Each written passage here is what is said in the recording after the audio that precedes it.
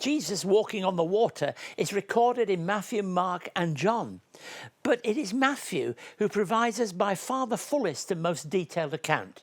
In the gospel account here, we see there's a linkage between Peter coming to Jesus on the water.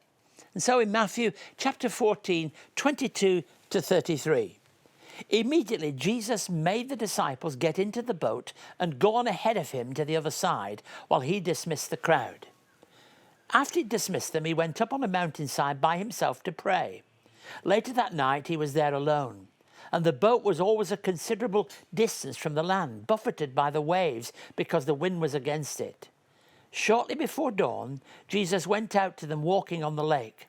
When the disciples saw him walking on the lake, they were terrified. "It's a ghost," they cried. But Jesus immediately said to them, "Take courage, it's I. Don't be afraid." "Lord, if it's you," Peter replied, "tell me to come to you on the water." "Come," he said. Then Peter got down out of the water, walked on the water and came to Jesus. But when he saw the wind, he was afraid, and beginning to sink, he cried out, "Lord, save me." Immediately Jesus reached out his hand and caught him. "You of little faith," he said, "why do you doubt?"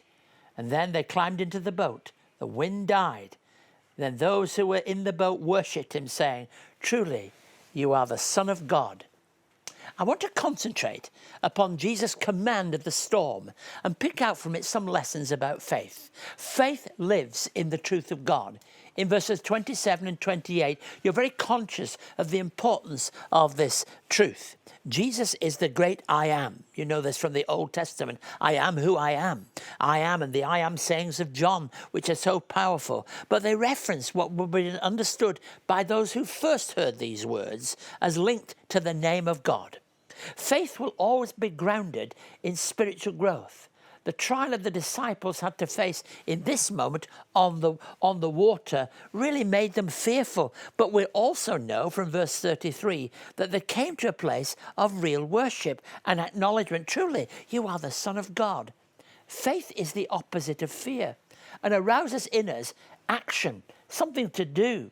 When the disciples saw him walking on the lake, they were terrified. "It's a ghost," they said, and cried out in fear. So fear to faith. That's really the meaning of this passage. Faith can be seriously and severely tested in our lives, and certainly in this whole account of Peter's walk. Faith requires dependence upon God. And in this case, when Peter began to sink, Jesus stretched out his hand and questions him and questions our faith, I think. Verse 31 is not just a word for Peter, but one that speaks to all of us. Immediately, Jesus reached out his hand and caught him. "You of little faith, why did you doubt?" Does that mean something to you? Can you relate to it? Are there times when we doubt?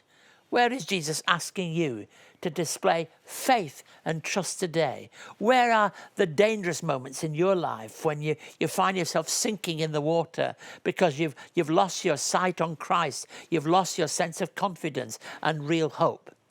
You know that Julian of Norwich was a great Christian spiritual writer from the Middle Ages. She wrote, "God does not keep an extra supply of goodness that is higher than faith, and there is no help at all in anything that is below it. Within faith is where the Lord wants us to stay." Within faith, living in faith. So this isn't just really a story about Jesus walking on the water. It's an example of how every day in our lives we need to be able to have confidence and trust, and also believe that he will be with us in the midst of whatever the storms are. We get letters from people who tell us about the storms in their lives. We've had much of it in Australia. We have the storms that are physical, but we know that at the heart of everything, having our confidence in the one who reaches out his hand and lifts us and gives us that place, abiding in faith is the only antidote to the fear that can tear our lives apart and can hold us back and leave us in a place of despair. Have faith today. Reach out. You can be certain that he will never, never let you down.